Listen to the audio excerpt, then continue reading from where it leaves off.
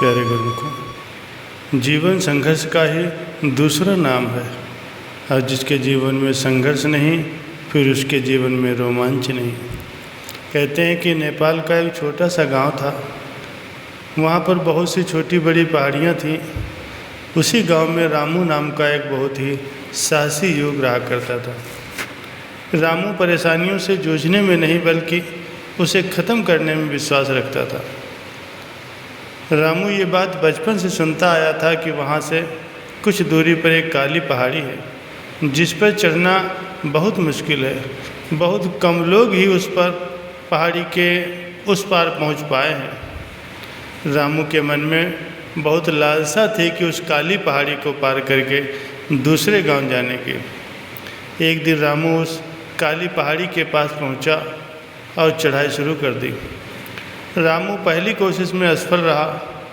तब रामू को लगा कि पैरों के ग्रिप अर्थात जूतों की ज़रूरत है। रामू घर से जूते ले आया और फिर से चढ़ना शुरू किया। इस बार कुछ ऊपर तक पहुंचा, लेकिन चोटी पर पहुंचने में असफल रहा। अब उसे लगा कि एक लाठी के सहारे की ज़रूरत है। रामू लाठी भी ले आया। इस बार भी पहाड़ चढ़ने में वो असफल रहा। इस तरह से 9 या 10 बार तक प्रयास करता रहा, लेकिन हर बार वो असफल रहा।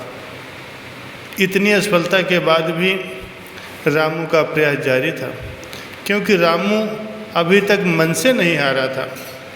उसे खुद के हौसलों और ताकत पर पूरा भरोसा था और वह पुनः प्रयास से निश्चित ही चोटी पर पहुंच सकता है।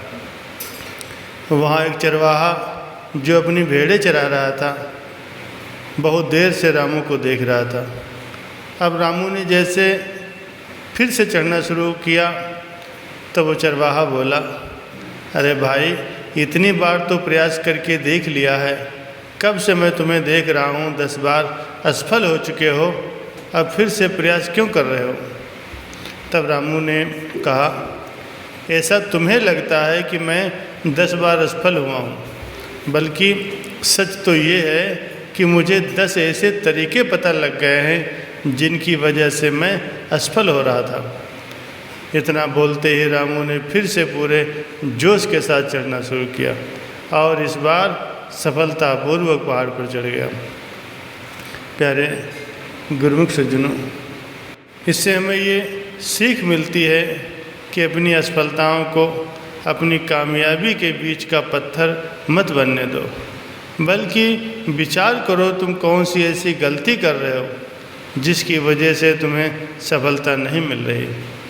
उस गलती को सुधारो और पुनः प्रयास करो, सफलता अवश्य मिलेगी। बोले जयकारा बोल मेरे श्री गुरु महाराज की जय।